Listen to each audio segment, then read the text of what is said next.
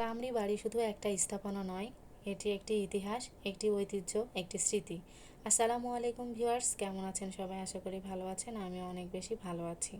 আমি মিলি আজ আপনাদের মাঝে ভিন্ন ধর্মী একটি ব্লগ নিয়ে চলে আসলাম। সেদিন আমি গিয়েছিলাম আমাদের দুর্গাপুরে তামড়ি বাড়ি দেখতে, সেটাই আপনাদের সঙ্গে শেয়ার করব। তামড়ি বাড়ি দুর্গাপুর উপজেলার নান্দপাড়া গ্রামে ঐতিহ্যবাহী রাজবাড়ি নামে পরিচিত।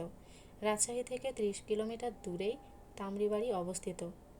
প্রথমে ঢুকতে আমাদের চোখে পড়ল একটি বড় পুকুর, যা স্থানীয়দের কাছে বড় পুকুর নামে পরিচিত।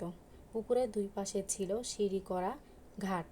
এই ঘাটেই হয়তোবা রানীরা গোসল করত, যাবতীয় কাজকর্ম করত। এখনও বোঝা যাচ্ছে সুস্পষ্টভাবে সিঁড়িগুলোকে।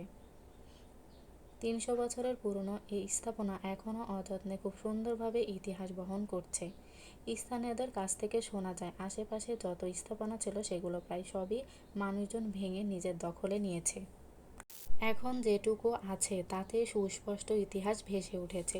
এই রাজবাড়িটি একসময় জমিদারের গৌরবের প্রতীক ছিল। স্থানীয় কেউ কেউ বলেন এটা রাজার বাড়ি ছিল। আসল তথ্য কেউ সেভাবে দিতে পারেনি। কথিত আছে ব্রিটিশ আমলে তামলি রাজপরিবার এ বাড়ি নির্মাণ করে। এখান থেকে হয়তো রাজা জমিদার শাসনকার্য পরিচালনা করতেন। এখানে হয়তো সমস্ত পূজা পার্বণ অনুষ্ঠান হতো। শোনা যায় তাদের সাথে প্রজাদের গভীর সম্পর্ক ছিল। তারা শুধু শাসকই ছিলেন না, ছিলেন সংস্কৃতির পৃষ্ঠপোষকতা।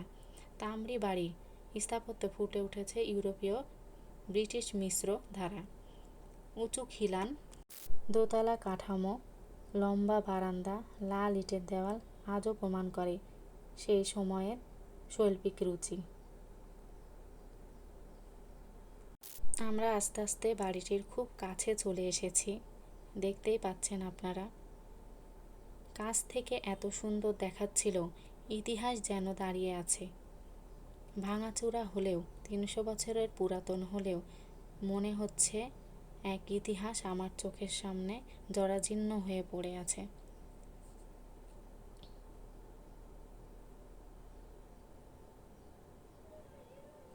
দেওয়ালের কারুকার্য বা প্রদীপ রাখার জায়গাগুলো এত সুন্দর, আমার মন কেড়েছে।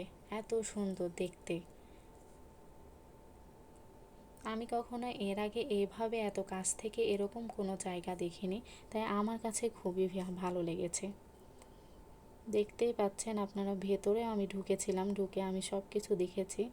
এই তো প্রশস্ত অনেক বড় দেওয়াল, খোপ খোপ যেগুলো আছে আর কি, সেগুলোতে হয়তোবা সে সময়ে প্রদীপ রাখা হতো।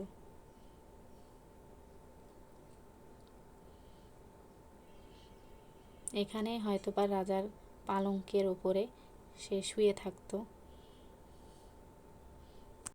যদিও সময়ের সাথে সাথে ভেঙে পড়েছে, তবুও অবশিষ্ট অংশ বোঝা যায় এর জাঁকজমকপূর্ণ অতীত। কালের বিবর্তনে জমিদার প্রথার বিবর্তন ঘটে। স্বাধীনতার পর সব জমিদার বাড়ির মতো তামড়ি বাড়িও হারায় তার আগের গৌরব। উত্তরসূরিরা হয়তো বা কেউ কেউ বেঁচে আছে বা নেই, আজও বাড়িতে দাঁড়িয়ে আছে নিঃশব্দ সাক্ষীর মতো।